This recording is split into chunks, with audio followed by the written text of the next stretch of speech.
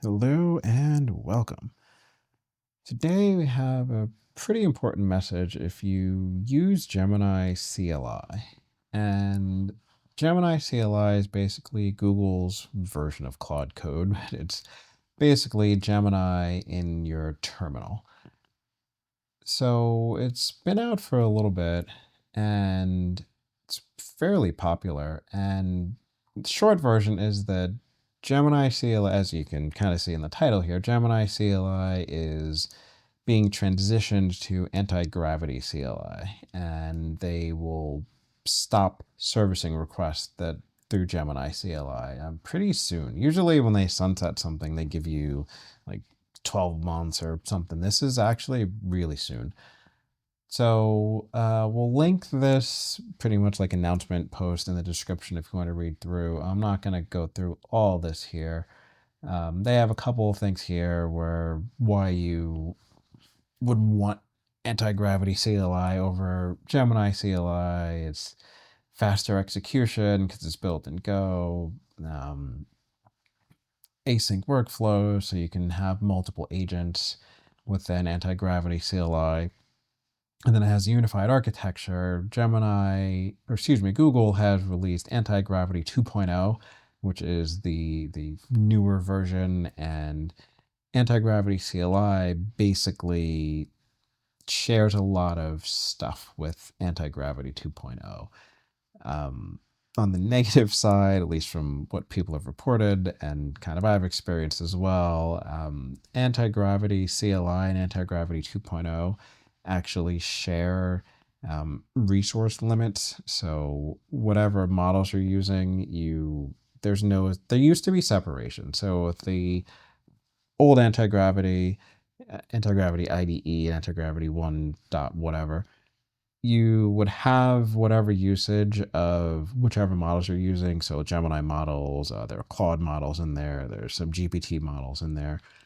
Those would have their own usage limits, and then Gemini CLI had separate usage for whichever models you used in there. Now they're actually combined, and the limits are a lot lower. So Gemini CLI used to give you, I believe it was 1,000, like on the free plan for Gemini CLI, gave you about 1,000 prompts per day. Antigravity, they don't advertise a number, at least not that I've been able to find, but it is whatever the actual number is, and it's usually based off of tokens. And they have the 5-hour limits, and they have like the I believe weekly limits. And then Antigravity, it's a lot lower, which people are not that happy about. But anyway, Antigravity CLI is available for download today. So if I switch over to the Antigravity page, and this is just the download page, and the Antigravity 2.0, if you don't have it, depends on which operating system you have, but those are there. And then Antigravity CLI is right here. Again, it depends on the operating system, like the way that you install it. So come to this page and then pick your operating system and then install it if you care to. If you still want to use Antigravity IDE, which they are still going to maintain for a short period of time, from their post about that, it's like because the old Antigravity was basically VS Code with Gemini sprinkled on top, a lot of people are used to using that interface. Antigravity 2.0 is more agentic, and it's steered towards you not coding anything yourself. But they know that a lot of people want to code themselves, so they're going to keep Antigravity IDE for a period of time. They did already announce that they're going to sunset that. But if you still want Antigravity IDE with the new version, you can download that here.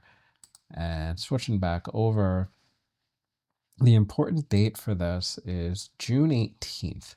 Again, this is really soon. So if you use Gemini CLI, again, it says here on June 18th, Gemini CLI and Gemini Code Assist IDE extensions will stop serving requests for Gemini AI Pro and Gemini Ultra, as well as those using it free of charge. So, I mean, that's in a couple of weeks. So if you use Gemini CLI, you have to transition to something else. Again, their recommendation is Antigravity CLI. Really depends on what you do, what you need access to, how much usage you need, all the things. You know what you do better than I will, but know that if you use Gemini CLI, again, June 18th is when it will stop servicing requests. And that is much sooner than they usually will give you when they sunset something, but I'm sure they have their reasons.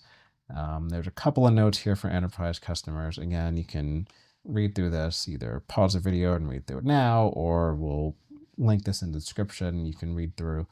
But again, just quick recapping, if you use Gemini CLI, it will, in a couple of weeks, it will stop servicing requests, and Google has a transition path to Antigravity CLI. You basically go to the Antigravity download page, download the new Antigravity 2.0 and Antigravity CLI, and then start using that.